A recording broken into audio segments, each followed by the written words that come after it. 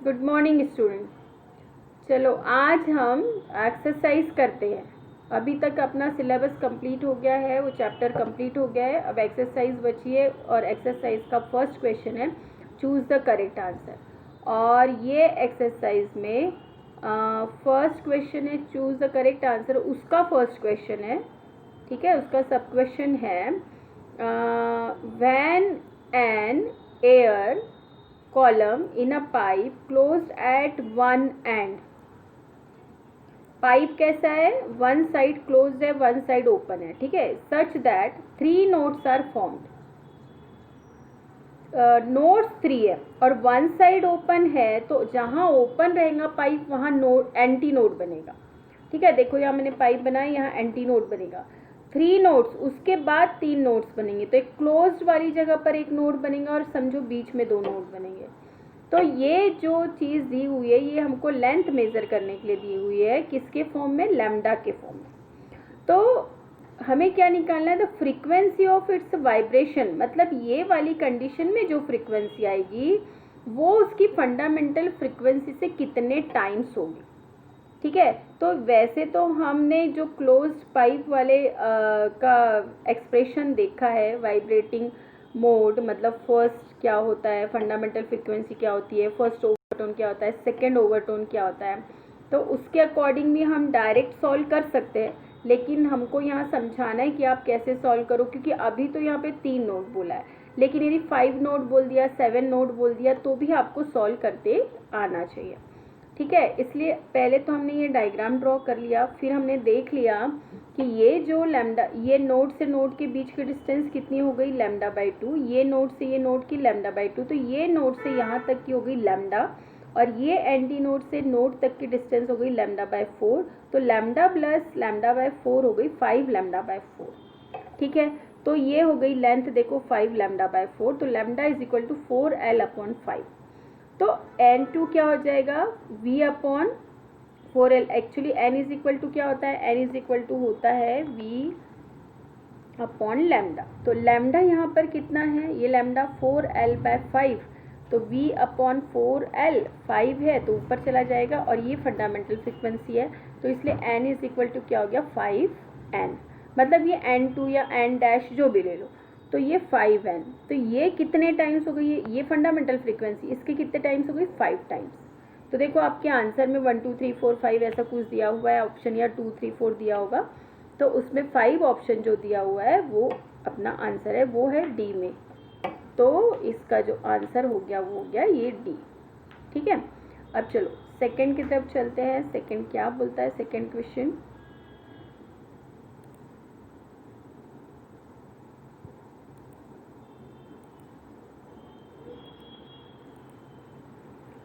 Second question, which of the following equation represent, अरे ये तो फोर्थ वाला है, रुको, सेकेंड क्वेश्चन ये है सेकेंड, ठीक है ना, हाँ ये है second. If 2 open organ pipes of length 50 centimetre and 51 centimetre sounded together produces 7 beats per second, the speed of sound is. देखो 2 ऑर्गन पाइप है, ऑर्गन पाइप है मतलब ओपन है, ऐसे ऑर्गन पाइप, ठीक है। अब एक है 50 सेंटीमीटर और एक है 51 सेंटीमीटर, ठीक है। मतलब L1 यदि मैंने 50 लिया तो इज लेस देन L2 है, क्योंकि L2 51 है। अब हमारे पास ये रिलेशन है N1 is equal to V by 2L1, तो हम इससे ये भी देखें कि N1 इंटू L1, ठीक है। यहाँ पे क्या हो गया ये हम देख लेते हैं, तो यहाँ से N is inversely proportional to L1 है। अब L1 is less than L2 है, इसका मतलब क्या हुआ कि N2 is less than N1, मतलब यही हुआ कि N1 is greater than N2, क्योंकि L1 छोटा है, ठीक है। ये इसलिए लाना जरूरी कि हमको N1 माइनस N2 लिखना है कि N2 माइनस N1 लिखना है, क्योंकि बीट्स दिया हुआ है, और बीट्स की फ्रीक्वेंसी क्या होती है, n1 minus n2 is equal to n, जब n1 is greater than n2। यहाँ पर भी हमारा आ रहा है n1 is greater than n2, मतलब ये हो गया n। अब यह n की वैल्यू दी हुई है 7 और हमको n1 माइनस n2, तो n1 अलग निकालना पड़ेगा, n2 अलग निकालना पड़ेगा। वेलोसिटी सेम होंगी, दोनों ऑर्गन पाइप एक ही मीडियम में रखे हुए हैं, ठीक है ना। तो v, अब हमारे पास ये रिलेशन है, बोथ साइड ओपन है, इसलिए v अपॉन 2L1 होगा। तो v upon 2L1 minus v upon 2L2 is equal to 7। L1 L2 दिया हुआ है, ये वैल्यू पुट करेंगे, v कॉमन निकालेंगे तो 1/50 माइनस 1/51 आएगा। देखो ये यहाँ लिखा हुआ है, ये सॉल्व किया है, ये देखो n is equal to n2 minus n1, तो 7 is equal to v upon 2L2 minus v upon 2L1, ये आ गया रिलेशन। तो 7 इंटू 2, ये इधर ट्रांसफ़र किया, v 151 minus 150 is equal to, ये आ गया 1/51 minus into 50, v is equal to, इन सबको सॉल्व किया, सबको मल्टीप्लाई किया तो 35700, हमने ये सेंटीमीटर में ही था, 50 और 51 तो सेंटीमीटर में ही रखा, इसलिए ये आंसर हो गया सेंटीमीटर पर सेकेंड। और जब इसको सॉल्व करेंगे तो ये मीटर पर सेकेंड में, एक्चुअली आपके ऑप्शन जो दिए हुए ना वो मीटर पर सेकेंड में दिया हुआ है, तो फिर इसको जब मीटर पर सेकेंड में लाना है तो हमको यहाँ पॉइंट लगाना पड़ेगा, इसलिए क्या आंसर आ जाएगा 357 मीटर पर सेकेंड, ठीक है।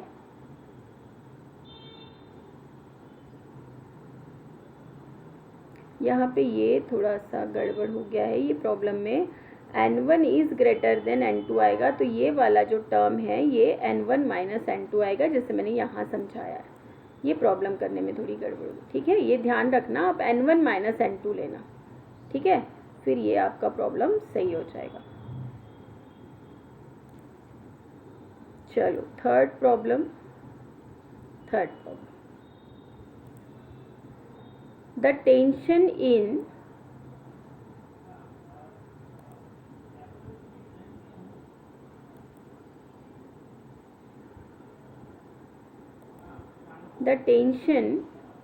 in a piano wire is increased by 25%.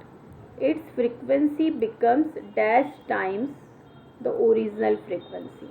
बस ये बोला है पियानो वायर का जो टेंशन है 25% इंक्रीज कर देते हैं, मतलब पहले T1 था तो बाद में T2 यदि टेंशन हो गया तो वो T2 टेंशन कितना हो गया, T1 का 25% और ज़्यादा हो गया, मतलब T1 तो है, मतलब T1 प्लस 25/100 इंटू T1, ये हो गया T2। देखो यहाँ ये ही बस लॉजिक है, यहाँ पे T1 पहले है तो फ्रीक्वेंसी हमने ले लिया N1, जब T2 हुआ तो फ्रीक्वेंसी हमने ले लिया N2, तो T2 क्या होगा, T2 is equal to T1 plus 25% of T1।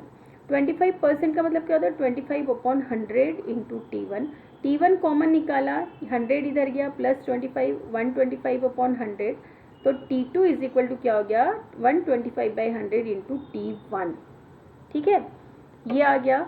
अब यहाँ से हमारा रिलेशन क्या निकल रहा है, L और M कांस्टेंट है, तो N is directly proportional to root of T, तो हम ये लिख सकते हैं N1 is directly proportional to under root T1, N2 is directly proportional to under root T2। तो अब N2/N1 करना पड़ा तो अंडर रूट T2/T1 आ जाएगा, T2 की वैल्यू पुट कर दिया हमने 125/100 T1, और ये नीचे का T1 था ही तो T1 से T1 कैंसिल, मिल गया इतना, तो कितना आ गया अंडर रूट 1.25, ठीक है। तो N2 इज, अब ये क्या हुआ, 1 अंडर रूट 1.25 है। अब आपके जो बुक है ना उसमें एक आंसर दिया हुआ है 0.8 A, B आंसर दिया हुआ है 1.12 और C आंसर दिया हुआ है 1.25 और D आंसर दिया हुआ है 1.56। मुझे ये आंसर एकदम याद हो गए क्योंकि मैंने इसको बहुत एनालिसिस किया इसलिए। तो देखो लास्ट वाला डी वाला ऑप्शन है 1.56, वो तो हो ही नहीं सकता क्योंकि 1.25 का रूट 1.25 से बड़ा तो नहीं हो सकता, इसलिए डी वाला ऑप्शन कैंसिल, ठीक है। अब सी क्या है, सी वाला ऑप्शन है आपका 1.25, तो 1.25 का अंडर रूट 1.25 तो नहीं हो सकता, ठीक है। फिर आप 0.8 तो 0.8 को यदि तुम इसका रूट निकाल रहे हैं, इसका मतलब 0.8 को 2 बार मल्टीप्लाई करेंगे तो ये आएगा क्या, वो देखना पड़ेगा। यदि आता है तो फिर ये है, तो 8 8 जा 64 होता है, 64 होता है, तो वो नहीं हो सकता। ठीक है, तो फिर क्या बच जाता है ऑप्शन, सेकंड ऑप्शन बच जाता है, सिर्फ 1.12। तो मतलब क्या होगा, 1.12 आंसर हो सकता है। जब तीनों नहीं है और नन भी नहीं दिया, कुछ नहीं दिया है, तो इसका मतलब ये वाला आंसर होगा 1.12। आपको यदि ऐसे नहीं लॉजिक लगाना है तो आप अंडर रूट 1.25 का लॉग टेबल की बुक जब आपको मिलती है तो उसमें रूट भी निकाला हुआ रहता है, तो उसमें से निकाल सकते हो, तो आंसर यही आएगा। लेकिन यदि आपको वैसे नहीं निकालना है, टाइम लग रहा है, तो आप डायरेक्ट ऐसे भी लॉजिक लगा के इसका आंसर लिख सकते हो। 1.12 इसका आंसर है, और ये शायद बी वाला ऑप्शन है। ठीक है, तो ये थर्ड का ये बी ऑप्शन आएगा। लेकिन जब हम ये सॉल्व करते हैं ये इस तरह के MCQ सॉल्व करते हैं, तो थोड़ा हमको लॉजिक लगाते आना चाहिए। ठीक है, तो थोड़ा सा टाइम भी बचता है, क्योंकि टाइम बहुत इम्पॉर्टेंट होता है जब हम MCQ सॉल्व करते हैं। ठीक है, फोर्थ वाला MCQ क्या बोल रहा है, which of the following equation represent a wave travelling along the y axis. अब एक्चुअली यहाँ मुझे चारों आपकी जो वेव इक्वेशन है वो लिखने चाहिए थे, पर चलो मेरे पास बुक है, मैं बुक से रीड कर लेती हूँ। तो यहाँ पे जो दिया हुआ है वेव इक्वेशन, वो दिया हुआ है पहला x is equal to A sine K Y minus omega T, B दिया हुआ है y is equal to A sine K X minus omega T, C दिया हुआ है y is equal to A sine K Y cos omega T, D दिया हुआ है y is equal to A cos K Y sine omega T. अब ये क्या बोल रहा है कि जब वेव ट्रैवल कर रही है अलोंग y एक्सिस, ठीक है ना, अलोंग y एक्सिस मतलब हो गया ये ऐसी ट्रैवल वेव कर रही है। जब अभी तक हमने जो वेव पढ़ा था ना, वो कैसी पढ़ा था, ये ऐसी, या तो ये इस तरफ वेव ट्रैवल कर रही है, मतलब x डायरेक्शन में ट्रैवल कर रही है, और पार्टिकल का डिस्प्लेसमेंट किस डायरेक्शन में, y डायरेक्शन में। तो हमने जब y डायरेक्शन में तो y इज इक्वल टू लिखा था a sign K X minus omega T. ठीक है, अब वो बोल रहा है y डायरेक्शन में यदि वेव ट्रैवल कर रही है तो पार्टिकल किस डायरेक्शन में ट्रैवल कर रहे हैं, मतलब पार्टिकल का वाइब्रेशन किस डायरेक्शन में, x डायरेक्शन में। दिख रहा है ना, ये बिल्कुल क्लियर दिख रहा है। इसका मतलब जो हमारी हम इसके पहले जो इक्वेशन अभी तक सॉल्व करते आए थ्योरी में, तो उसमें जहाँ x होगा वहाँ y लिखेंगे, जहाँ y होगा वहाँ x लिखेंगे। ठीक है, तो ऐसा एक ही इक्वेशन दिया हुआ है आपकी बुक में। यहाँ मैंने कंपेयर किया है कि जब हम ये वाली वेव लेते तो इक्वेशन होता है y is equal to A sine K X minus omega T. ठीक है, डिस्प्लेसमेंट किस डायरेक्शन में है, पार्टिकल का डिफरेंस ऊपर नीचे है, मतलब y डायरेक्शन में, और वेव ट्रेवल कर रही है x डायरेक्शन में। अब ये जो क्वेश्चन बोल रहा है, ये बोल रहा है हमको y डायरेक्शन में वेव ट्रेवल कर रही है। इसका मतलब हमें समझना है कि जो पार्टिकल का वाइब्रेशन है वो x डायरेक्शन में, इसलिए x इज इक्वल टू आएगा। तो देखो आपकी जो ऑप्शन दिए हुए उसमें एक ही इक्वेशन ऐसा है जिसमें x इज इक्वल टू दिया हुआ है, बाकी तीनों तो y इज इक्वल टू दिए हुए हैं। तो आप बिल्कुल इसी से समझ जाते हो कि एक ही तो ऑप्शन है जिसमें x इज इक्वल टू दिया हुआ है, तो ज़्यादा दिमाग लगाने की ज़रूरत नहीं, जो उसके साथ है वही लिखना है हमको, है ना। तो पहला ऑप्शन इसका करेक्ट आएगा। और देखो के एक्स की जगह यहाँ के वाई आना चाहिए, तो वो भी यहाँ के वाई है, और माइनस ओमेगा टी की जगह माइनस ओमेगा टी है। ठीक है, तो इसका फोर्थ वाले का आंसर हो जाएगा ए। अब फिफ्थ क्वेश्चन क्या है, a stationary wave is produced on a string fixed at one end with the other free. मतलब ऐसे स्ट्रिंग है जो कि वन साइड फ्री है और वन साइड क्लैम्प्ड है। ठीक है, तो उसके लिए जो कुछ यहाँ पर स्टेटमेंट दिए हुए चार, उसमें से कौन सा स्टेटमेंट राइट है। तो वन साइड यदि ओपन है तो वन साइड क्लैम्ड है, तो जहाँ क्लैम्ड है वहाँ पे बनेगा नोड, ओपन है वहाँ बनेगा एंटी नोड। तो फंडामेंटल फ्रीक्वेंसी या ये लेंथ आ जाती है λ/4। ठीक है, फिर अगला वो ही बोल रहा है लेंथ के बारे में कौन सा स्टेटमेंट राइट है। तो इसके स्टेटमेंट है 4, must be an odd integral multiple of λ/4, must be an odd integral multiple of λ/2, must be an odd integral multiple of lambda, और must be an even integral multiple of lambda. तो आप पहले से ही समझ सकते हो, पहला वाला क्या है λ/4, तो λ/4 के ही मल्टीपल में होंगे, और λ/4 का जो मल्टीपल है वो एक ही ऑप्शन में λ/4 लिखा हुआ है, तो फिर आगे देखने की ज़रूरत ही नहीं है। मैंने वैसे ये सॉल्व कर दिया, ये एक सॉल्व किया है, ये दिखाया, तो देखो ये λ/4 का ऑड मल्टीपल है, ये λ/4 का 3 मल्टीपल है, ये 5 मल्टीपल है, मतलब 1 3 5 मतलब ऑड मल्टीपल है। ये तो बात की बात है, लेकिन आपके ऑप्शन में यदि देखोगे ना तो एक ही ऑप्शन में λ/4 लिखा हुआ है, तो अपने को ना ऑड देखना था ना इवन देखना था, λ/4 किस में, बाकी सब में यदि λ/4 का इवन मल्टीपल वगैरह देता था या इंटीग्रल मल्टीपल देता था तब हमको पूरा चेक करने की ज़रूरत थी, लेकिन λ/4 का तो एक ही ऑप्शन है, तो बस जो ऑप्शन में λ/4 है बस वही हमें टिक करना है, तो वो है ए। और जब λ/4 के 2-3 ऑप्शन दिए हुए रहते कि एक ऑड मल्टीपल, एक इवन मल्टीपल, एक में इंटीग्रल मल्टीपल λ/4 का, तब हमको ये पूरा देख करके बताना पड़ता था कि ऑड मल्टीपल सही है कि इवन मल्टीपल सही है कि इंटीग्रल मल्टीपल सही है। ठीक है, पर यहाँ पे ऑड λ/4 का एक ही ऑप्शन दिया हुआ है, बाकी तो एक लैम्डा के 2 है, λ/2 का है, तो वो यहाँ पे पॉसिबल ही नहीं है। पहले वाले से ही हमें समझ में आ रहा है, इसलिए हमको आगे ज़्यादा देखने की ज़रूरत नहीं है, इसलिए ऑप्शन ए ही राइट है। चलो अब अगले क्वेश्चन पे चलते हैं हम। सेकेंड क्वेश्चन है आंसर इन ब्रीफ। तो इसमें 1-2 क्वेश्चन है जो लॉजिकल है, बाकी तो आपके एक्सप्रेशन जो डेरिवेशन वगैरह हमने सॉल्व किया है उसी के है, तो मैंने वो यहाँ नहीं लिखा है, जिसमें थोड़ा सा लॉजिक है बस वो ही आंसर मैंने यहाँ दिया है। तो क्वेश्चन नंबर 2 का फर्स्ट है, a wave is represented bye an equation. A wave is represented मतलब ये वेव देखो इस इक्वेशन से प्रेजेंट की है,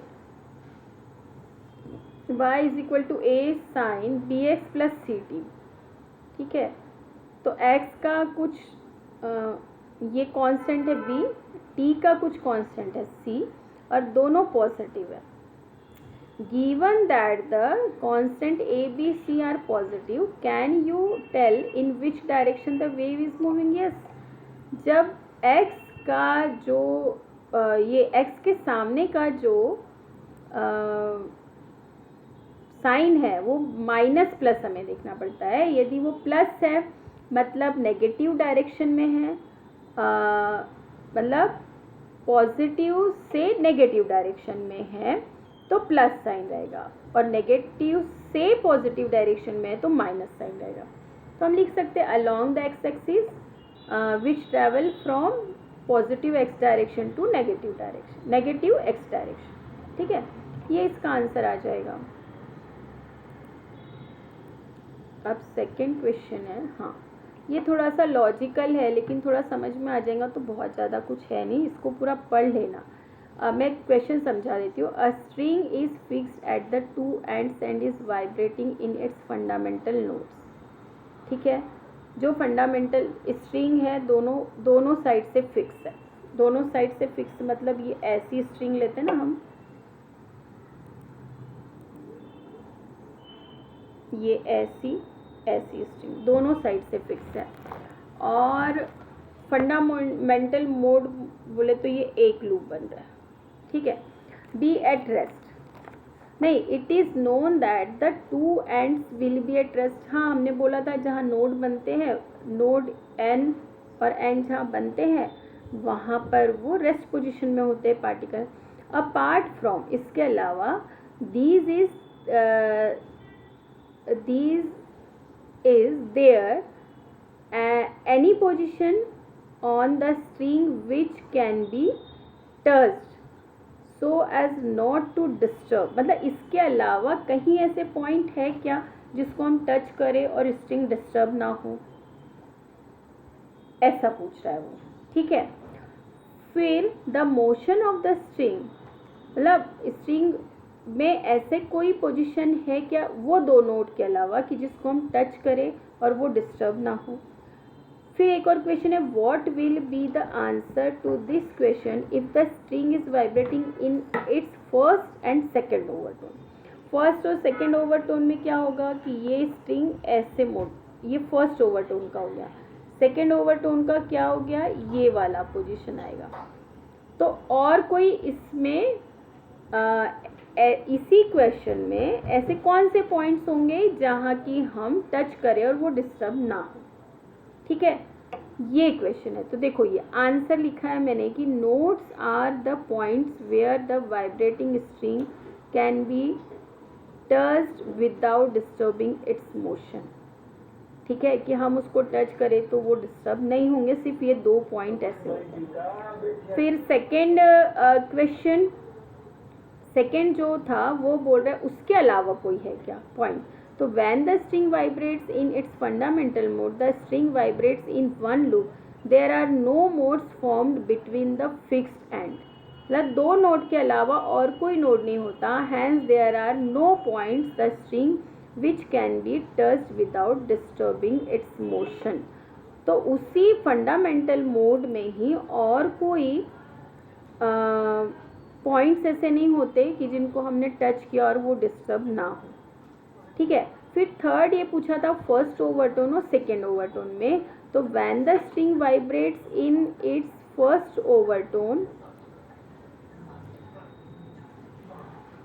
when the string vibrates in first overtone the second harmonic there are two loops। हमको बस यही ध्यान रखना है कि दो लूप बन रहे हैं, इसका मतलब क्या हो गया कि तीन नोट्स बन रहे हैं। तो ये एंड वाले नोट्स के अलावा एक सेंटर का नोट पॉइंट ऐसा होगा जिसको कि हम टच करें और वो डिस्टर्ब ना हो।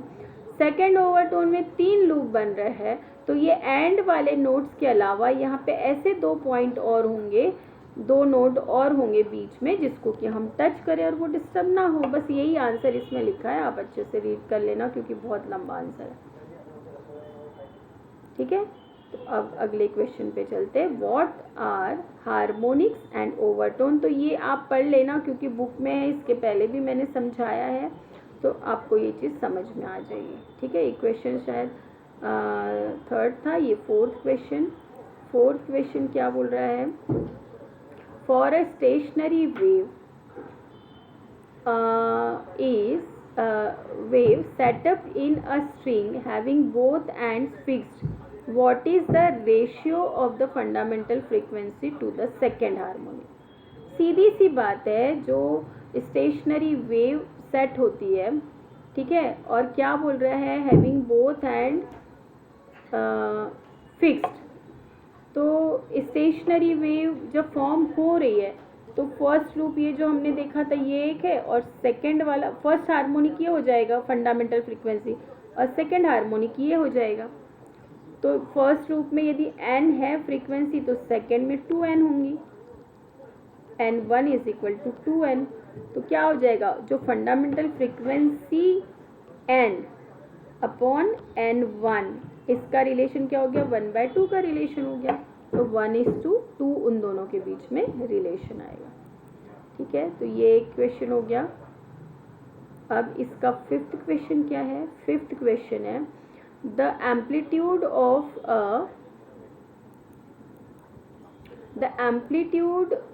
अ waves is represented by y is equal to 0.2 sin pi and this, ये इक्वेशन दिया हुआ है इन SI यूनिट। तो हमें क्या क्या फाइंड करना है, वेवलेंथ, फ्रीक्वेंसी, एम्पलीट्यूड। तो पहले हमको तो ओरिजिनल इक्वेशन पता होना चाहिए। ओरिजिनल इक्वेशन अपना होता है y is equal to a sin 2 pi n t। यहाँ एक्चुअली ओमेगा टी होता है, ओमेगा की वैल्यू जब हम 2 पाई रखते हैं तो 2 पाई बाहर निकालते हैं, तो यहाँ हो जाता है एन टी माइनस, या 2 pi upon lambda into x होता है के की वैल्यू, तो 2 पाई हमने बाहर निकाला तो यहाँ पे 1 ही बचता है, एक्स अपॉन लेमडा। ठीक है। तो ये इक्वेशन होता है, इसका हम इस इक्वेशन से कंपेयर करेंगे। यहाँ ये ध्यान रखना कि यहाँ 4 पाई दिया हुआ है, इस 4 पाई को अपने को 2 पाई करना है। इसका मतलब यहाँ का एक 2 अंदर लेके जाना, देखो ये अंदर लेके गई मैं 2, तो वो अंदर जाएगा तो इससे भी मल्टीप्लाई होगा, इससे भी मल्टीप्लाई होगा, तो इक्वेशन हमारा ये बन गया। अब हम कंपेयर कर सकते हैं। तो देखो ये ए जो है ये एम्पलीट्यूड होता है, ये 0.2 है, एम्पलीट्यूड हो गया 0.2। SI यूनिट बोला है इसलिए मीटर लिखेंगे। फिर उसके बाद हमारा एन जो है ये वाली टी के साथ जो टर्म है वो एन है, तो एन इज इक्वल टू 2/0.08 हो जाएगा। तो ये हो गया, इसको सॉल्व करेंगे तो 2.5 हर्ट्ज ये आ गया। ठीक है, नहीं 2.5 नहीं 25 है, 25 है क्योंकि 2/0.08 है, तो ये हो जाएगा 200/8, तो 25 आएगा। तो फ्रीक्वेंसी आ जाएगी 25 हर्ट्ज। फिर लैम्डा की जगह क्या है, लैम्डा एक्स अपॉन लैम्डा, ये देखो एक्स अपॉन लैम्डा है, लैम्डा की जगह 0.8 और ये 2 है तो वो नीचे आ जाएगा क्योंकि यहाँ सिर्फ एक्स चाहिए, तो 0.8/2 लैम्डा हो जाएगा।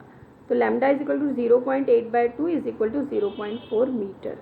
ठीक है, तो इस तरह से ये तीनों चीज़ निकल गई। तो इतना ईजी होता है कंपेयर करना, तो ये 2 मार्क्स के लिए आ सकता है बस इक्वेशन, क्योंकि आपको ओरिजिनल इक्वेशन लिखने का आधा मार्क्स, फिर ये इसका आधा, इसका आधा, इसका आधा, ऐसे 2 मार्क्स के लिए बस इक्वेशन बनता है। अब अगला क्वेश्चन क्या है, अच्छा न्यूमेरिकल, डायरेक्ट न्यूमेरिकल में आ गया है क्या? हाँ, तो अब इसके बाद जो मैं देख रही हूँ, रीड करती हूँ मैं थर्ड क्वेश्चन से। तो इसमें देखो लिखा हुआ है state the characteristic of progressive wave, तो वो तो डायरेक्ट देखो अपने बुक में ही लिखा हुआ है, तो वो आप वहाँ से लिख सकते हो। 10 to 12 कितने पॉइंट्स है वो मैंने एक्सप्लेन किया था आपको और पहले वीडियो में। 4th नंबर का क्वेश्चन है state the characteristic of stationary wave, ये भी अपने को दिया हुआ है और ये भी मैंने आपको एक्सप्लेन किया है। फिर क्वेश्चन नंबर 5 है derive an expression for equation of stationary wave on a stage string, तो ये भी डेरिवेशन है, वो आप कर लेना, नोट्स में आपने किया ही होगा। 6th क्वेश्चन है find the amplitude of the resultant wave produce due to the interference of two waves gives as, ये भी हमने जो y1 is equal to a1 sine omega t, y2 is equal to a2 sine omega t plus five, ये superposition waves के लिए लेके चला, तो इसका रिजल्टेंट हमारा amplitude a is equal to आया था √a1 square plus a2 square plus 2a1 a2 cos five. तो बस आपको इतना ही लिखना है कि इसका रिजल्टेंट एम्पलीट्यूड कितना होगा। फिर क्वेश्चन नंबर 7 है state the laws of vibrating string and explain how they can be verified using a sonometer, तो ये भी हमने एक्सप्लेन किया है, सोनोमीटर के थ्रू हम ये कैसे वेरीफाई कर सकते हैं, ये भी सब बुक में है, तो ये आपको नोट्स बनाने हैं। ठीक है, क्वेश्चन नंबर 8 है show that only odd harmonics are present in the vibration of air column in a pipe close at one end, तो वन साइड क्लोज्ड पाइप के लिए जो हमने फ्रीक्वेंसी निकाली है, फर्स्ट ओवरटोन निकाला, सेकेंड ओवरटोन और तीनों हार्मोनिक्स, वो पूरा आपको यहाँ पे सॉल्व करना है विथ डायग्राम। 9th वाला prove that all harmonics are present in the vibration of the air column in a pipe open at both hands, तो बोथ हैंड जो ओपन पाइप है उसमें जब हमने हार्मोनिक्स निकाले थे, फंडामेंटल फ्रीक्वेंसी, फिर फर्स्ट हार्मोनिक, सेकेंड हार्मोनिक या फर्स्ट ओवरटोन, सेकेंड ओवरटोन, ये सब जो फाइंड किया था, तो उससे हमने जनरल इक्वेशन निकाला था कि जो फ्रीक्वेंसीज होती है वो integral multiple of fundamental frequency होती है, मतलब हर फ्रीक्वेंसी उसमें है। जब ओपन पाइप लेते हैं हम, तो जो आगे की फ्रीक्वेंसीज आती है वो फंडामेंटल फ्रीक्वेंसी के इंटीग्रल मल्टीपल में होती है, मतलब 1n भी होगा, 2n, 3n, 4n सभी फ्रीक्वेंसीज इसमें होती है, जबकि वन साइड क्लोज में सिर्फ ऑड फ्रीक्वेंसीज होती है, odd multiple of fundamental frequencies होती है। ठीक है, तो ये दोनों क्वेश्चन आपके लिए, मतलब ओपन पाइप के लिए जो हमने निकाला डेरिवेशन वो करना है, और क्लोज्ड पाइप के लिए जो निकाला है वो डेरिवेशन करना है। ठीक है, 8th और 9th में। अब आता है क्वेश्चन नंबर 10, तो यहाँ से आपके न्यूमेरिकल स्टार्ट होते हैं, तो चलो अब हम न्यूमेरिकल देखते हैं। तो क्वेश्चन नंबर 10 में क्या है देखते हैं, चलो।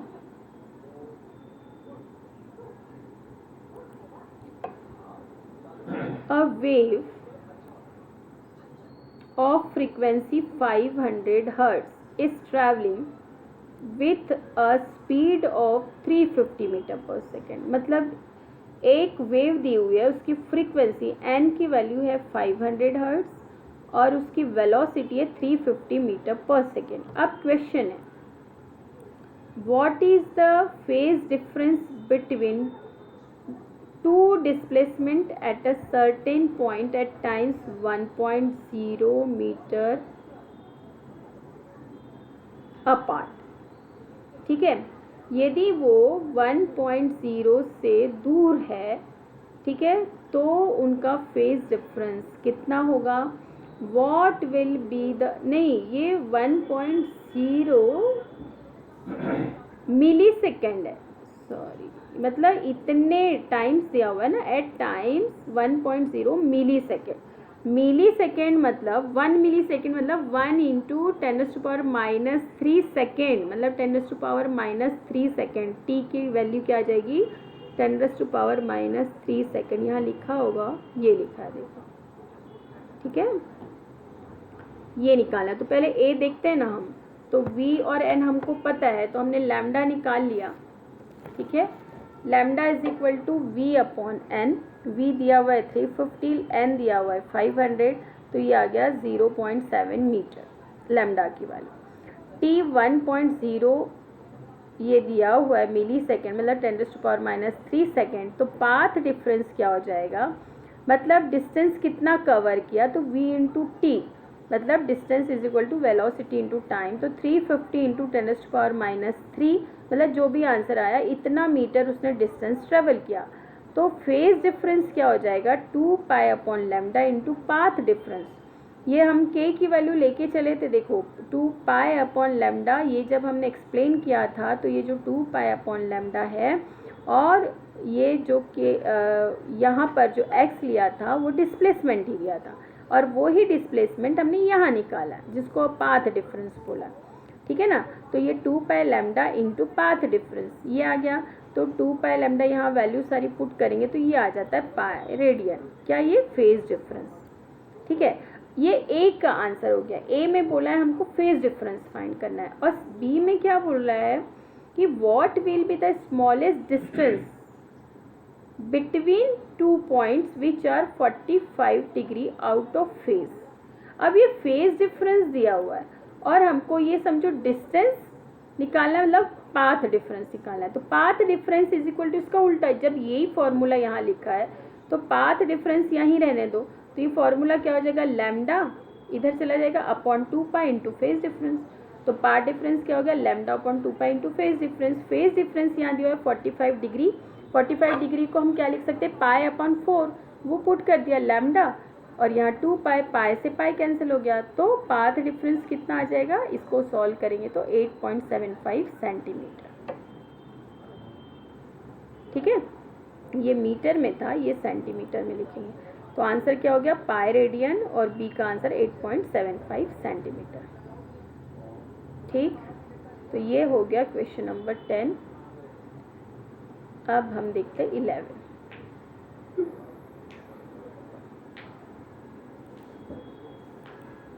इलेवन नंबर में क्या बोल रहा है? A sound wave in a certain fluid medium is reflected at an obstacle to form a standing wave. एक साउंड वेव ट्रैवल कर रही है, लेकिन उसको ऐसा ऑब्स्टेकल मिलता है और वो रिफ्लेक्ट हो जाती है।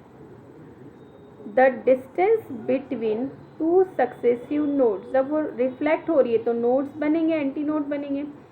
तो जो 2 सक्सेसिव नोड है उनके बीच के डिस्टेंस क्या है? 3.75, मतलब लैम्डा बाय 2, यहाँ देखेंगे हम lambda by 2 is equal to है 3.75, क्योंकि 2 नोड के बीच की डिस्टेंस तो लैम्डा बाय 2 होती है, ठीक है। अब ये सेंटीमीटर है तो इसको मीटर में कन्वर्ट करने के लिए 10⁻², ये होगा लैम्डा की value. If the velocity of sound, v दिया हुआ है 1500, फाइंड द फ्रीक्वेंसी। लैम्डा मालूम है, वी मालूम है, तो एन की वैल्यू निकल जाएगी, v is equal to n lambda से। ये तो बहुत ईजी है बिल्कुल।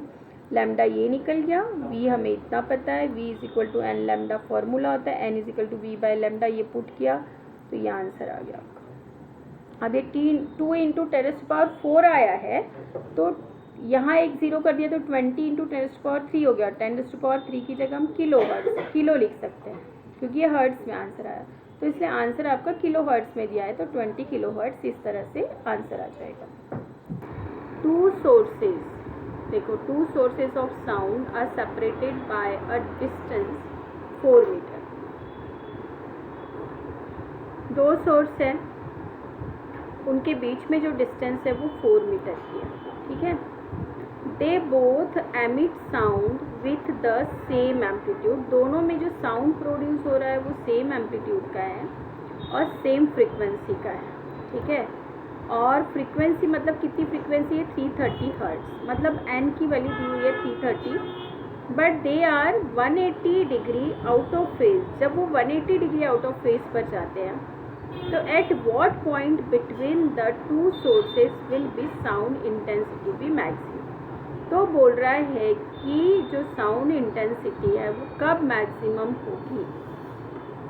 एक सोर्स है जब वो सेम फेज में रहेंगे, मतलब 0 फेज में, मतलब दोनों ही इसी डायरेक्शन से वेव्स, तो तब तो उनके बीच में जो डिफरेंस होगा, पाथ डिफरेंस, वो तो होगा 0। लेकिन जब वो आउट ऑफ फेज में है, मतलब एक ये और दूसरा ये, इस तरह से, ठीक है ना, तो एक ये फेज में चल रहा है जब दूसरा वाला सोर्स इस फेज में चल रहा है, मतलब ये इधर और दूसरा इधर, ठीक है, तो ये 180 का फेज हो गया, ठीक है। तब उनके बीच में निकालना है, तो पहले हम लैम्डा निकालते हैं, तो लैम्डा वी की वैल्यू हमें कंसीडर करना पड़ेगा, 330 वी की वैल्यू है, ठीक है, 330 मीटर पर सेकेंड वेलोसिटी ऑफ साउंड है, तो lambda is equal to v by n हो गया, मतलब 330/330 इज इक्वल टू 1 मीटर।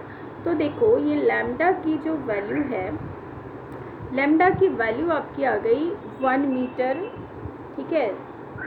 मतलब ये यदि हम रखें ऐसे, तो ये जो लैम्डा है ये हो गई 1 मीटर, लैम्डा की वैल्यू 1 मीटर, ठीक है। अब हमको देखना है कि हमने देखा था कि यहाँ से देखो ये 0 है, यहाँ आता है लैम्डा बाय 4, यहाँ फिर 0, फिर ये लैम्डा बाय 4, तो ये कितने डिस्टेंस पर आएगा।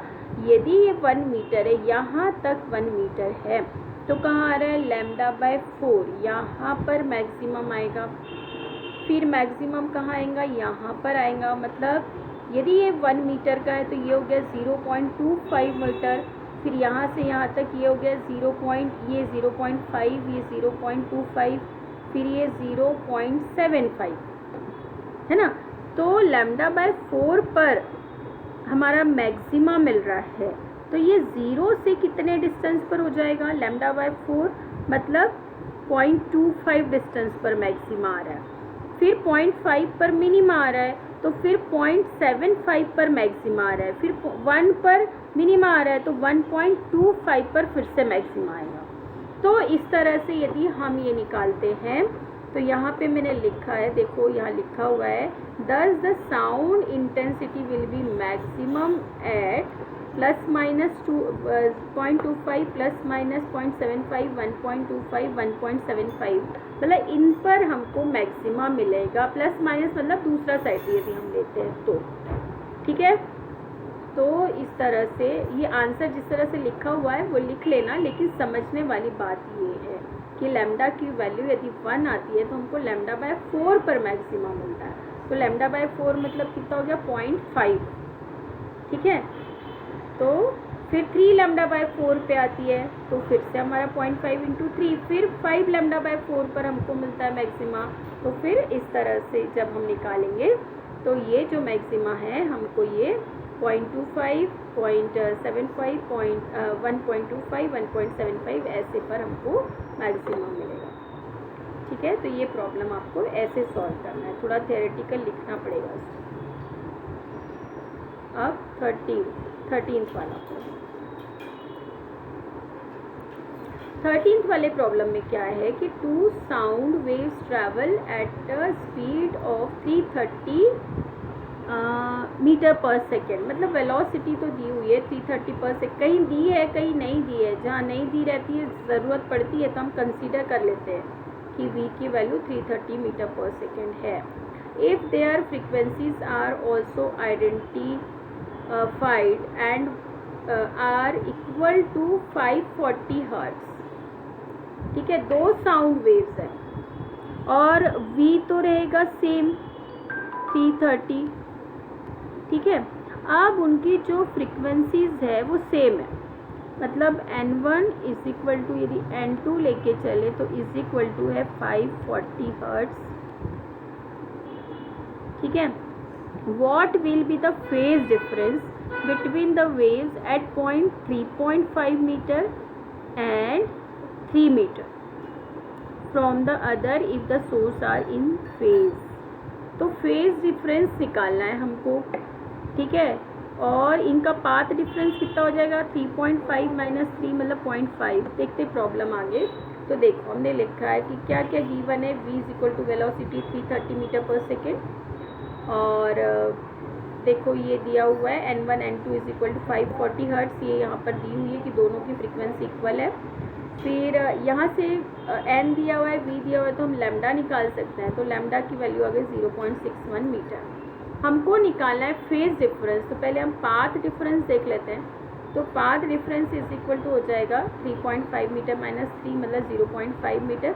तो फेज डिफरेंस होता है 2 pi upon lambda into path difference. तो 2 पाई लैम्डा की वैल्यू हमें पता है इंटू पाथ डिफरेंस रख दिया, ये आ गया। इनको सॉल्व किया, पाई की वैल्यू पुट कर सकते हैं, नहीं किया तो डायरेक्ट ऐसे लिख दिया, इतना रेडियन है ये। तो ये आंसर आ गया, phase difference is this radian. देखो फेज डिफरेंस हमेशा एंगल में होता है, इसलिए उसको हम लिखेंगे, उसकी जो यूनिट होती है वो होती है रेडियन में। पाथ डिफरेंस मतलब डिस्टेंस है, इसलिए उसकी यूनिट होंगी हमेशा सेंटीमीटर मीटर में, ठीक है। 14th problem,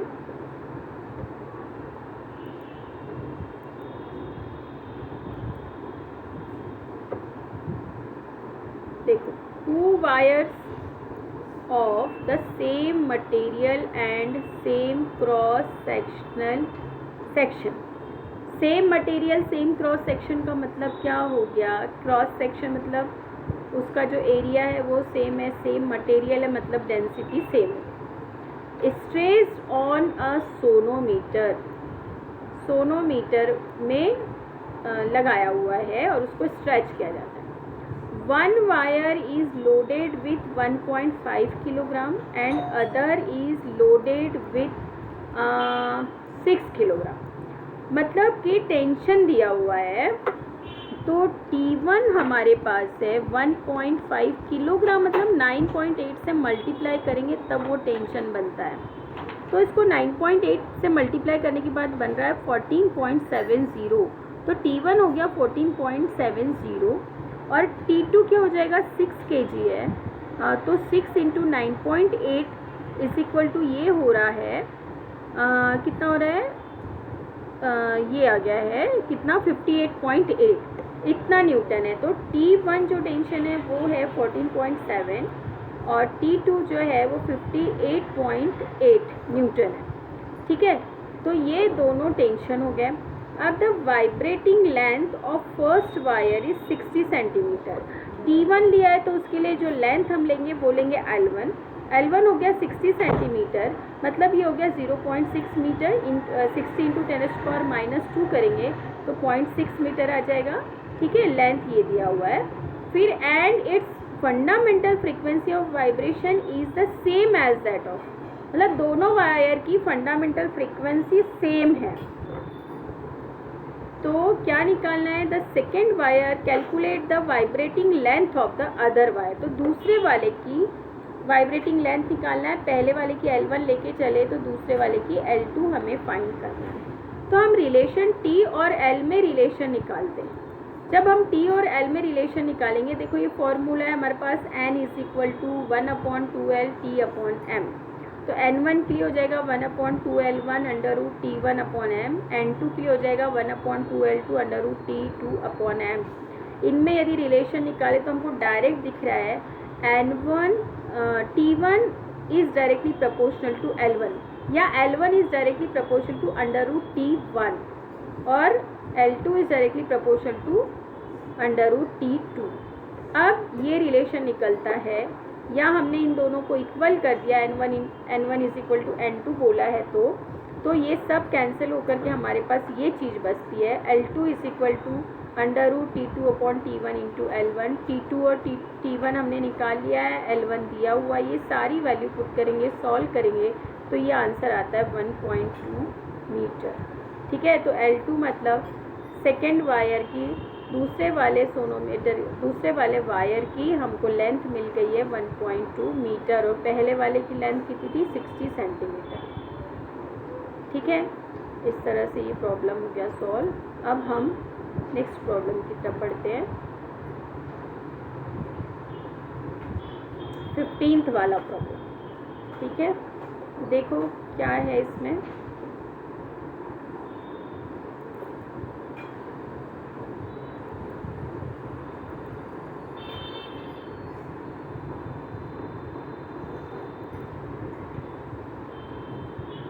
A pipe closed at one end can produce overtone at frequency 640 Hz, 896 Hz and 1152 Hz. Calculate the fundamental frequency.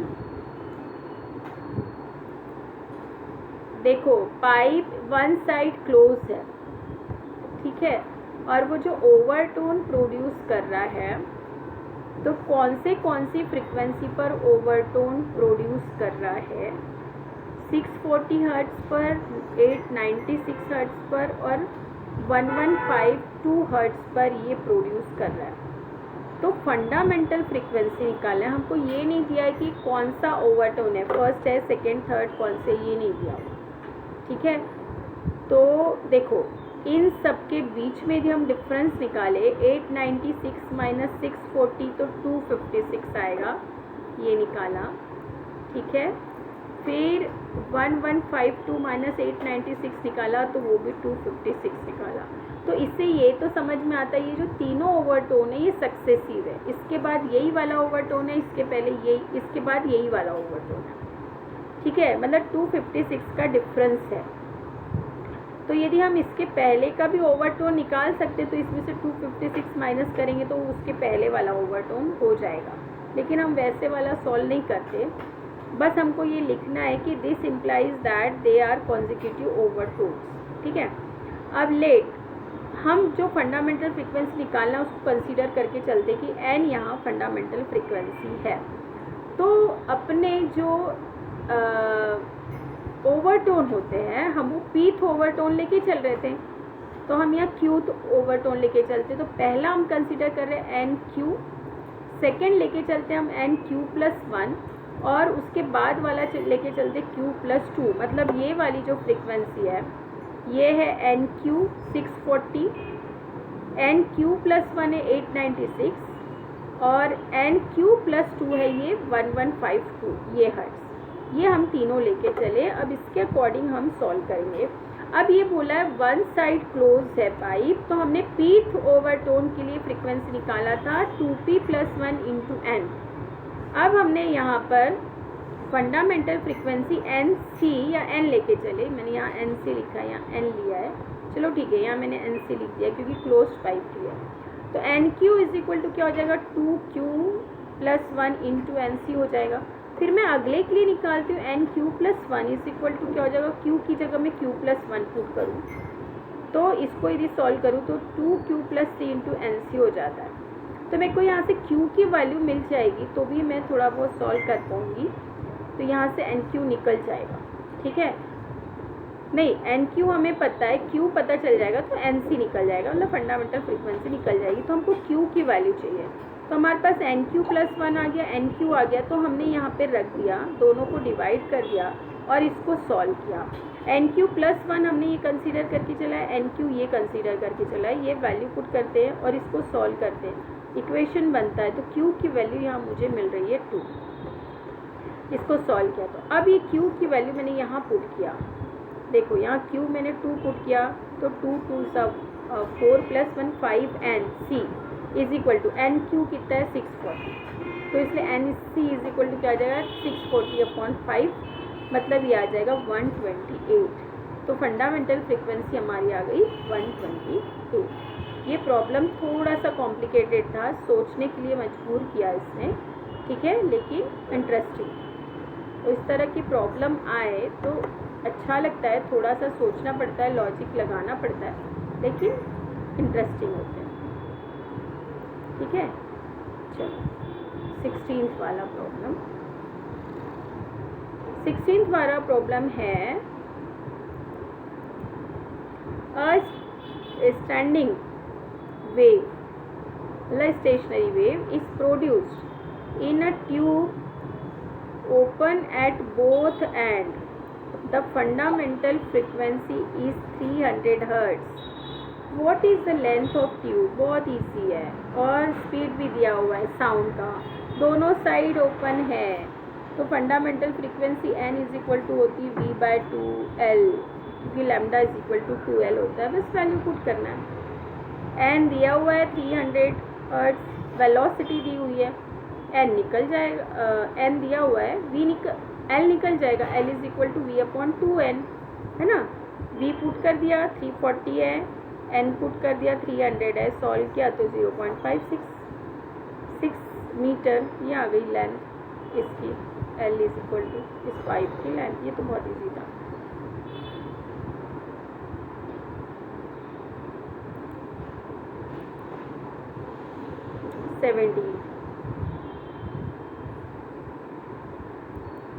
Seventeenth problem. Find the fundamental first overtone and second overtone frequencies. Fundamental frequency, first overtone की frequency, second overtone की frequency of a pipe open at both hand, the ends of length is 25 centimeter if the speed of sound in air is 330. देखो V दिया हुआ है, L दिया हुआ है। अच्छा, जहाँ पे सिर्फ L दिया हुआ है, डायामीटर नहीं दी है, मतलब L हम डायरेक्ट ले सकते विदाउट एंड करेक्शन, लेकिन डायामीटर दी हुई है, तो हमें जो L की वैल्यू है, वो जो लेंथ दी हुई रहेगी वो भी लेना पड़ेगा और साथ में एंड करेक्शन भी लेना पड़ेगा। यदि D दिया हुआ है, डायामीटर दिया हुआ है, मतलब हमको एंड करेक्शन लेके चलना है, ये मानना है आपको। अब यहाँ कोई भी प्रॉब्लम में डायामीटर नहीं दी हुई है पाइप की, इसलिए हम L डायरेक्ट लेके चलते हैं, ठीक है। अब ये बोला है बोथ साइड ओपन है, तो उसकी फंडामेंटल फ्रीक्वेंसी हमको पता है n is equal to v/2l, ठीक है। तो v की वैल्यू भी दी हुई है, l की दी हुई है, तो हम v निकाल लेते हैं। फिर बोला है फर्स्ट ओवरटोन, तो फर्स्ट वो overtone is equal to 2n होता है, क्योंकि ओपन साइड है तो हर ओवरटोन है, 2n है, 3n है, 4n है, तो फर्स्ट ओवरटोन 2n होता है तो 2 से मल्टीप्लाई कर दिया। सेकेंड ओवरटोन 3n होता है तो उसको 3 से मल्टीप्लाई कर दिया n को, तो ये वैल्यूज़ आ गई। इस तरह से हमें ये मिल गया, ठीक है। तो ये क्वेश्चन भी यहाँ पे कंप्लीट होता है। तो 17th वाला जो प्रॉब्लम है यहाँ ये कंप्लीट होता है, ये बहुत ईजी था, ठीक है। इसके बाद हम 18th वाला प्रॉब्लम करते हैं। चलो अब हम 18 वाला प्रॉब्लम देखते हैं, ठीक है। तो 18th वाले प्रॉब्लम में क्या बोल रहा है, अ pipe open at both and has a fundamental frequency of 600 hertz, ठीक है। पाइप है जो कि दोनों ही साइड से ओपन है, मतलब ऐसा पाइप है, ठीक है, और इनकी फंडामेंटल फ्रीक्वेंसी है 600 हर्ट्ज, ठीक है। फिर बोल रहा है the first overtone of a pipe close at one end has the same frequency as the first overtone of the open pipe. A pipe open at both hand, एक ये pipe है। फिर क्या बोल रहा है इसमें, the first overtone of a pipe closed eight one and, मतलब एक पाइप ऐसा भी है जो एक साइड से क्लोज है, तो इसका फर्स्ट ओवरटोन और इसका फर्स्ट ओवरटोन इन दोनों की फ्रीक्वेंसी सेम है, ठीक है। और ये ओपन की फंडामेंटल फ्रीक्वेंसी दिया हुआ है, ठीक है, क्लोज्ड की फंडामेंटल फ्रीक्वेंसी नहीं दिया हुआ है। तो हमको क्या बोल रहे हैं, how long are the two pipe, दोनों पाइप की फिर हमको लेंथ निकालना है, मतलब हमको निकालना है LO और यहाँ निकालना है LC। वन साइड क्लोज को हम LC लेके चलते हैं, इसकी फंडामेंटल फ्रीक्वेंसी NC समझ, ठीक है।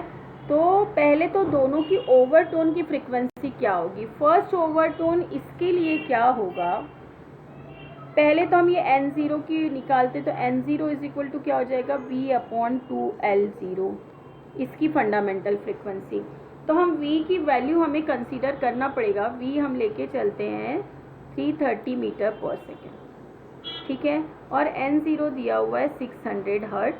तो या इस फॉर्मूले से हम L0 इज इक्वल टू लिख सकते हैं V/2N0। तो ये लिखेंगे तो L0 की वैल्यू हमारी निकल जाएगी यहाँ पर, L0 is equal to V की वैल्यू पुट किया 330, 2 इंटू N0 की वैल्यू 600 है, ये पुट किया तो हमारी L0 की वैल्यू निकल गई 0.275 मीटर। इसको सॉल्व करेंगे तो ये आ गया 0.275 मीटर। तो L0 तो इजीली निकल गया, मतलब ये वाले पाइप की जो बोथ साइड से ओपन है इसकी लेंथ निकल गई L0, ठीक है, ये निकल गया। अब हम निकालते हैं, अब दूसरी जो कंडीशन दी हुई है वो बोल रहा है फंडामेंटल फ्रीक्वेंसी, ये पाइप जो ओपन है एक और एक क्लोज है, दोनों का फर्स्ट ओवरटोन। तो देखो ओपन का फर्स्ट ओवरटोन क्या हो जाता है 2N0, और जो क्लोज है उसका ओवरटोन हो जाता है 3NC। ये आपको तो याद रखना पड़ेगा कि क्लोज्ड पाइप में जो फर्स्ट ओवरटोन है वो odd multiple of fundamental frequency है, और इसका सेकेंड ओवरटोन इंटीग्रल मल्टीपल में है, इसलिए इसका ओपन में 2N0 आएगा और इसमें 3NC आएगा। अब ये वैल्यू जब हम पुट करते हैं, N0 हमारे पास दिया हुआ है, ठीक है, तो हम N0 की वैल्यू पुट कर देंगे is equal to 3, NC is equal to क्या था अपना V/4LC। तो 2 into 600 is equal to 3 into NC कितना था अपना, फर्स्ट ओवरटोन इसमें कितना आएगा 3NC है, और NC की वैल्यू क्या है V/4L, तो यहाँ पे हो जाएगा 4LC।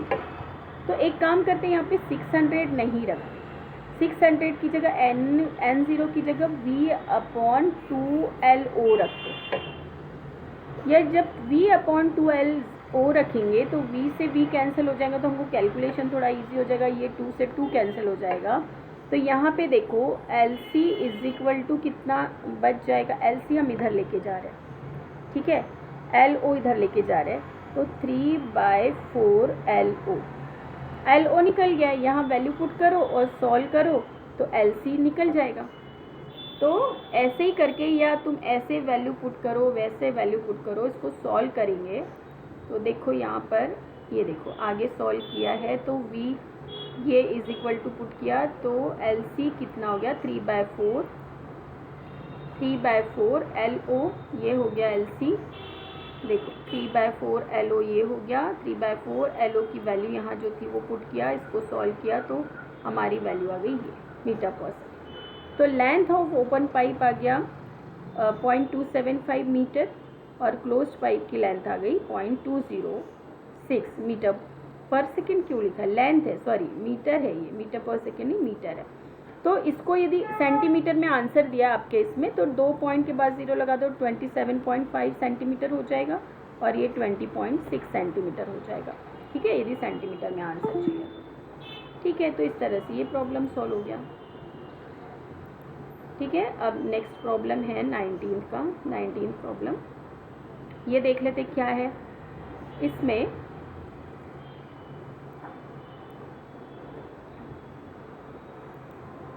नाइनटीन प्रॉब्लम क्या है? A string 1 metre long is fixed at one end, the other end is moved up and drawn with frequency 15 Hz. Due to this, a stationary wave with 4 complete loops gets produced on the string. Find the speed of the progressive wave. देखो क्या बोल रहा है। सबसे पहले तो जो string है वो 1 मीटर लॉन्ग है, एल की वैल्यू 1 मीटर है। एक एंड से देखो, एक एंड से फिक्स है, मतलब दूसरा एंड ओपन है। ठीक है, और उसमें 4 लूप बन रहा है, तो हम उसको 4 लूप तो पहले तैयार करेंगे। तो देखो हमने ये स्ट्रिंग है, इसको हमने वन साइड से क्लोज कर दिया, ये ऐसी, और इसमें पूरे कंप्लीट 4 लूप बन रहे हैं और वन साइड ओपन है, तो ओपन साइड में यहाँ पर एंटी नोड बनेगा, तो यहाँ लूप नहीं बनेगा। ठीक है, तो ये इस तरह से पहले तो हमने डायग्राम सोच लिया। तो ये एंटी नोड, ये 4 है, यहाँ एंटी नोड है, तो यहाँ से या तो नोड की मतलब 4 की नोड से नोड के बीच की डिस्टेंस λ/2 है, तो ये 4 λ/2 की लेंथ हो गई, मतलब 4 इंटू λ/2 मतलब 2 लैम्डा, प्लस ये हो गई λ/4, तो 2 लैम्डा प्लस λ/4 मतलब कितना हो गया? 4 टू ज़ा 8 प्लस 1 9/4, तो 9 इंटू λ/4 ये आ गया आंसर, ये देखो। ठीक है, तो ये आंसर हो गया 9 λ/4। तो L इज इक्वल टू हमारे पास मिल गया, L इज इक्वल टू 9 λ/4, हमें ये चीज़ मिल गई। अब क्या पूछ रहा है? Which wave which produces the stationary wave. ठीक है, हिंट क्या दिया है? The moving end is an antinode. ये हिंट भी दिया है कि मूविंग एंड पर जो है वो एंटी नोड बना हुआ है। ठीक है, फाइंड क्या करना है हमको? Long fix at one end something and with frequency 15 hertz. Frequency भी हमको दी हुई है, n is equal to 15 hertz. Due to this, stationary wave with 4 complete loops gets produced on the string. Find the speed of the progress. V निकालना है, ठीक है, V निकालना है। N है, L है, V फाइंड करना है हमको। तो V इज इक्वल टू क्या होता है? N lambda. ठीक है, लैम्डा की जगह हमने पुट किया, हमारे पास लैम्डा की वैल्यू क्या आ गई? 4L/9, ये चीज़ वैल्यू पुट किया हमने। तो V is equal to N की वैल्यू है 15, 4 इंटू L की वैल्यू है हमारी 1 मीटर, वो पुट किया, अपॉन ये 9 है, इसको सॉल्व किया तो आता है 6.667 मीटर पर सेकेंड। ठीक है, तो ये हो गई वेलोसिटी ऑफ वेव इतना। ठीक है, तो पहले हमें ये जो यहाँ थोड़ा सा लॉजिक दिया हुआ है, लॉजिक हमको देखना है। एक तो वन साइड फिक्स्ड बोला है, इसका मतलब दूसरा साइड ओपन है। फिर भी हिंट नीचे दे दिया है कि जहाँ मूविंग एंड है वहाँ एंटी नोड बन रहा है, तो जहाँ एंटी नोड बन रहा है मतलब वहाँ ओपन साइड है। ये भी अब दिमाग लगा सकते हो। ठीक है, और 4 कंप्लीट लूप है, तो 4 कंप्लीट लूप है मतलब नोड नोड नोड, तो 4 कंप्लीट हो रहे हैं और फिर एक एंटी नोड पर इनकम्प्लीट हो रहा है। ऐसा इनकम्प्लीट एक लूप है और 4 कंप्लीट लूप है। ठीक है, तो इस तरह से अपने को लेंथ वगैरह कंसीडर करना है, निकालना है। और फॉर्मूला था अपना V is equal to N lambda है, N दिया हुआ है, लैम्डा की वैल्यू लेंथ के फॉर्म में हम पुट करेंगे क्योंकि लैम्डा हमें दिया नहीं है। तो इस तरह से हम वेलोसिटी फाइंड कर सकते हैं। ठीक है, अब अगला प्रॉब्लम देखते हैं।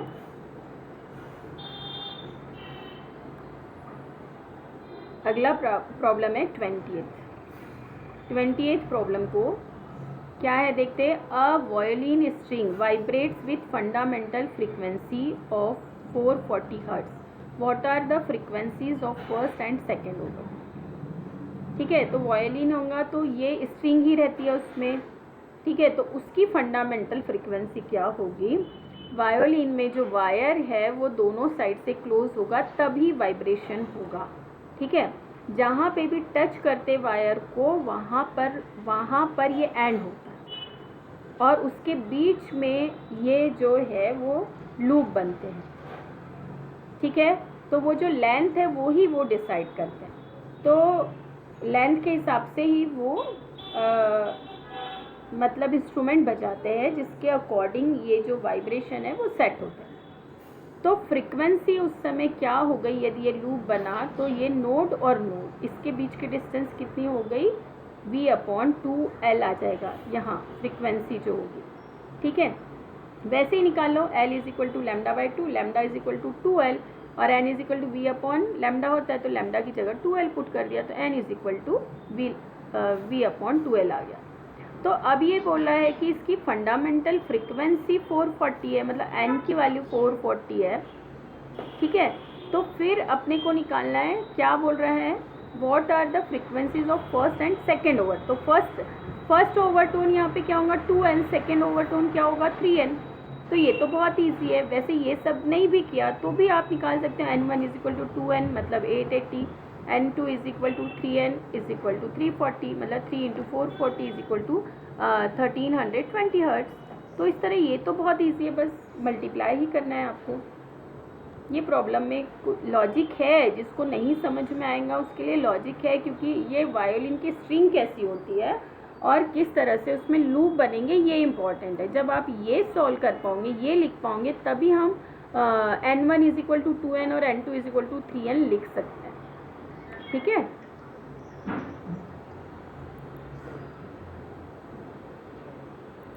अगला प्रॉब्लम 21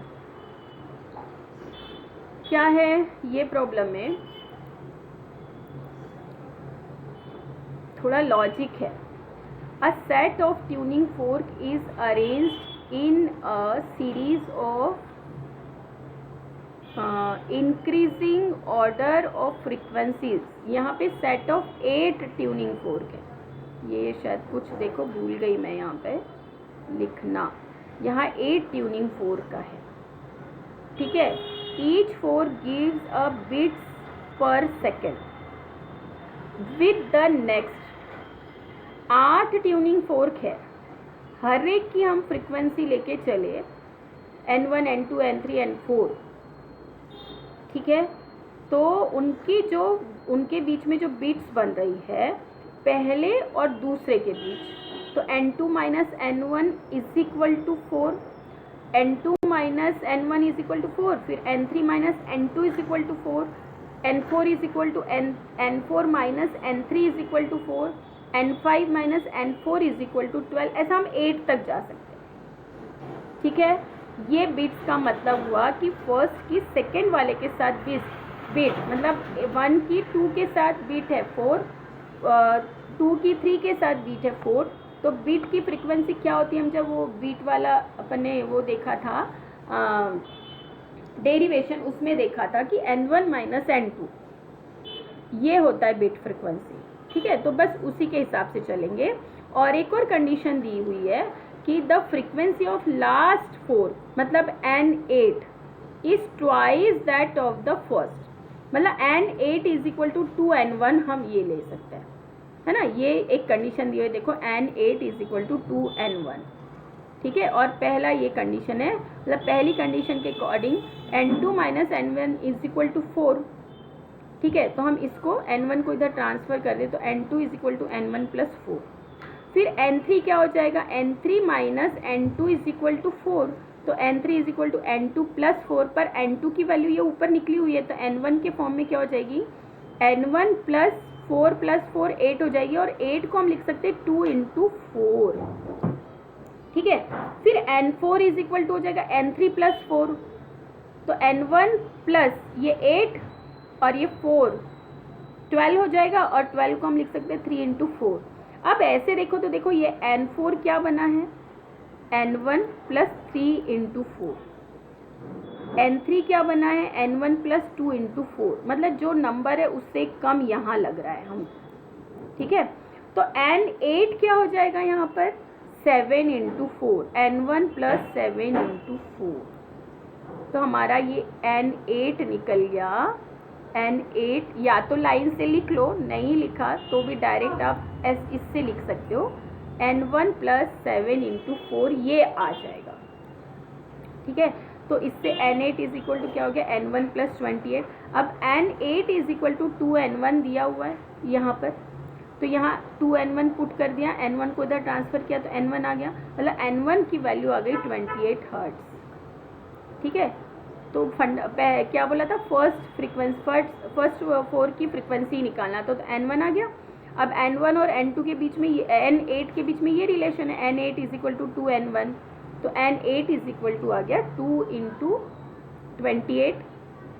ठीक है, और ये आ गया 56 हर्ट्ज़ लास्ट। अब इसमें से कोई भी पूछा 4th वाले की निकालो, 7th वाले की निकालो, 5th वाले की, तो N1 पता है तो हम निकाल सकते हैं।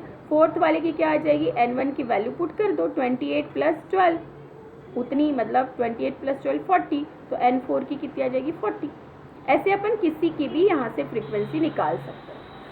ठीक है, तो ये प्रॉब्लम थोड़ा लॉजिकल है, ऐसे प्रॉब्लम करने में मज़ा आती है, सॉल्व हो जाए तो अच्छा भी लगता है और इंटरेस्टिंग रहते हैं। ठीक है, और ऐसे जो प्रॉब्लम आते हैं वो ज़्यादा मार्क्स के लिए आते हैं, जैसे 4 मार्क्स के लिए क्वेश्चन बनता है, क्योंकि उसमें लॉजिक है, क्योंकि जो लॉजिक लगा सकेगा वही कर पाएगा, नहीं तो वो प्रॉब्लम बनेगा नहीं, है ना। चलो अब इसका अगला प्रॉब्लम हम देखते हैं। 22, a sonometer wire is stretched by tension of 40 N। ठीक है, मतलब T की वैल्यू दी हुई है 40 Newton. It vibrates in unison with a tuning fork of frequency 384 hertz.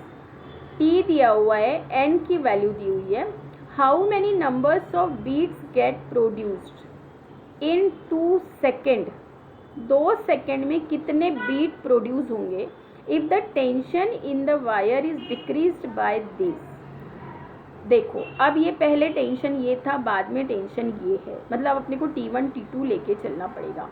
तो T1 हमारा है 40, तब N1 फ्रीक्वेंसी है 384, तो अब हम T2 कितना हो रहा है, इससे हम कम कर रहे हैं 1.24 न्यूटन कम कर रहे हैं, मतलब 40 - 1.24 न्यूटन, तो क्या आ जाएगा 39, मतलब 38.76 ऐसा आ जाएगा T2 की वैल्यू। तो हमें फाइंड करना है N2। फिर बीट्स क्या होती है, जो दोनों में से फ्रीक्वेंसी ज़्यादा होंगी वो माइनस करेंगे।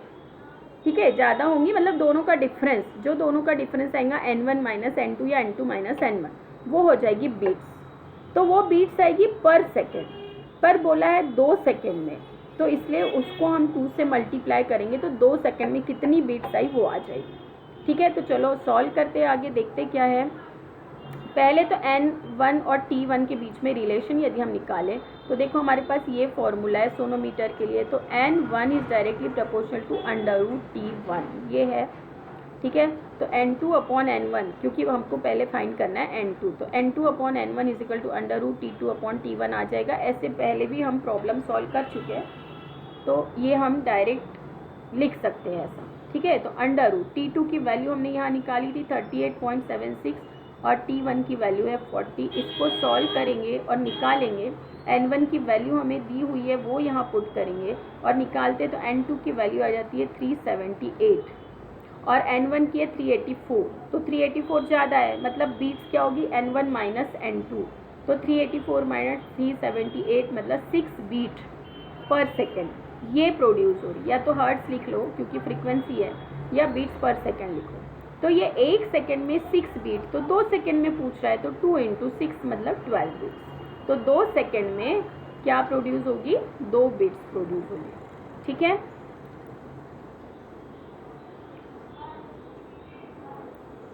आपको प्रॉब्लम समझ में आ रहे होंगे, मुझे ऐसा लग रहा है, क्योंकि प्रॉब्लम वैसे इजी है, थोड़ा सा ध्यान लगाना है और थोड़ा सा दिमाग लगाना है, लॉजिक लगाना है थोड़ा सा। ठीक है, अब है 23rd प्रॉब्लम। तो 23rd problem, a sonometer wire of length 0.5 metre. अब सोनोमीटर के ही है, मतलब लास्ट में ही चल रहा है क्योंकि लास्ट का टॉपिक है सोनोमीटर। सोनोमीटर के वायर की लेंथ है 0.5 मीटर, ठीक है। तो L इज इक्वल टू अपने पास है, L इज इक्वल टू दिया हुआ है 0.5 मीटर, ठीक। The fundamental frequency of vibration is 100 hertz, n दिया हुआ है 100। Calculate linear density of wire. Linear density मतलब स्मॉल m की वैल्यू फाइंड करना है। तो फॉर्मूला अपने पास है n is equal to 1/2L under root t by m, ठीक है। अब दोनों साइड हम स्क्वायर कर लेंगे तो m निकाल लेते हैं हम, m is equal to t by 4L square n square. यहाँ पर ये दिया हुआ है कि हाँ, ये वेट नहीं पढ़ा हमने। A weight of 5 kg, weight 5 kg है तो t निकल जाएगा ना, 5 इंटू 9.8 न्यूटन, g से मल्टीप्लाई करना पड़ेगा। तो t की वैल्यू आ गई 49। तो t 49 पुट किया। 4L की वैल्यू हमारी कितनी है, यहाँ दिया हुआ है L दिया हुआ है 0.5 मीटर, वो पुट कर दिया स्क्वायर।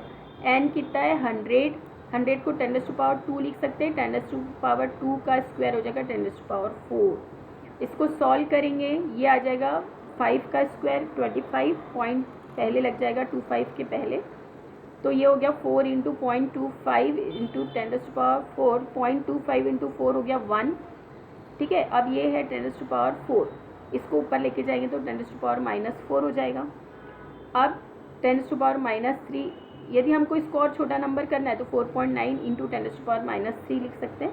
तो ये m की वैल्यू हो गई 4.9 इंटू 10⁻3। अब ये क्या होता है, लेंथ, मास पर यूनिट लेंथ। तो मास पर यूनिट लेंथ मतलब मास अपॉन लेंथ, तो kg अपॉन क्या आ जाएगा, मीटर, इसकी यूनिट, ठीक है। यूनिट लिखना बहुत ज़रूरी है, नहीं तो हाफ मार्क कट हो जाता है।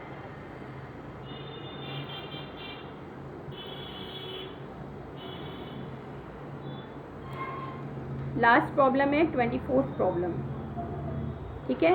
बहुत छोटा सा प्रॉब्लम दिख रहा है, लॉजिक भी उतना ही कम होगा।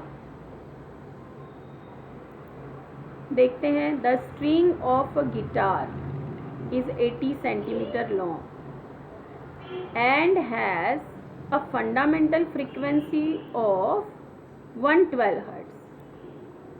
गिटार की जो स्ट्रिंग है वो है 80 सेंटीमीटर लॉन्ग। चलो ठीक है, मैंने स्ट्रिंग ये ले लिया, ये पूरी 80 सेंटीमीटर लॉन्ग है। इसकी फंडामेंटल फ्रीक्वेंसी मतलब n की वैल्यू दी हुई है 112 हर्ट्ज, ये लेंथ है L इज इक्वल, ठीक है।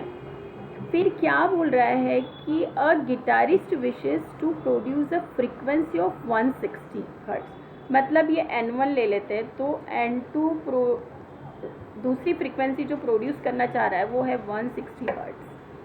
Where should the person press the string, मतलब ये L1 है, L2 फाइंड करना है। वेयर मतलब कितनी लेंथ पर वो प्रेस करेगा कि उसको इतनी फ्रीक्वेंसी मिले। एक्चुअली क्या होता है, गिटार में ऐसी लेंथ वायर होती है जहाँ वो प्रेस करते हैं, यहाँ प्रेस किया तो ये यहाँ पे फिक्स है वायर, तो ये यहाँ पर लूप बनेगा, यहाँ साउंड बनेगा, यहाँ प्रेस किया तो ऐसा लूप बनेगा, उसके अकॉर्डिंग वो साउंड प्रोड्यूस होता है। तो उसको ये कहाँ प्रेस करना पड़ेगा कि n की वैल्यू कितनी आए, 160। तो हमने ये रिलेशन देखा कि n इज इन्वर्सली प्रोपोर्शनल टू L, मतलब n1 L1 is equal to n2 L2। तो L2 is equal to n1, L1 यहीं से निकल जाता है upon n2 is equal to n1 है हमारे पास, L1 है हमारे पास, n2 भी दिया हुआ है, तो L2 निकालना तो ईजी है। n1 है 112 इंटू, बस अब यहाँ सेंटीमीटर में जो वैल्यू दी हुई है उसको मीटर में कन्वर्ट करना है, तो 80 centimetre is equal to 0.8 metre हो गया अपॉन, ठीक है। फिर हमको L2 निकालना है, n2 दिया हुआ है हमें 160। तो जब ये पूरा सॉल्व करेंगे, ऊपर वाला जब ये 112 और 160 ये डिवाइड करेंगे, ऊपर 7 आ गया, 7 8 56 है, तो 0.8 के सामने पॉइंट है इसलिए 5.6 हो गया अपॉन 10 हो गया। अब इसको सॉल्व करेंगे तो 0.56 क्या आ गया, ये मीटर, क्योंकि हमने ये वैल्यू जो है 8 वाली वो हमने मीटर में रखी थी, क्योंकि हर्ट्स में यूनिट दी हुई थी फ्रीक्वेंसी की, तो हमने लेंथ भी मीटर में रखी थी, तो आंसर भी हमारा ये मीटर में आया। और यदि सेंटीमीटर में लिखना है तो 2 पॉइंट के बाद 2 डिजिट के बाद पॉइंट लगा दो तो आ जाएगा 56 सेंटीमीटर। तो L2 आ गया 56 सेंटीमीटर, मतलब वो जो 80 सेंटीमीटर का वायर है वो यदि 50 सेंटीमीटर पर प्रेस करता है तो उसको इतनी फ्रीक्वेंसी का साउंड मिलेगा। ठीक है, तो इस तरह से था ये प्रॉब्लम। थोड़ा सा मुझे ऐसा लग रहा था कि प्रॉब्लम ईजी है, लॉजिक नहीं होगा, बस थोड़ा सा ये गिटार की बात कर दिया है तो थोड़ा सा लॉजिक है। वैसे रिलेशन देखे तो सिर्फ N और L के रिलेशन से ही सॉल्व करना है, तो इसलिए ये बहुत ज़्यादा तो ये भी लॉजिक वाला नहीं था, थोड़ा ही था। ठीक है, चलो तो यहाँ पर ये सारे प्रॉब्लम्स कंप्लीट होते हैं और मुझे ऐसा लग रहा है कि आपको सारे ही प्रॉब्लम समझ में आए होंगे। नहीं समझ में आएंगे तो वापस रिपीट करके देखना वीडियो, फिर भी कोई डाउट। बाय।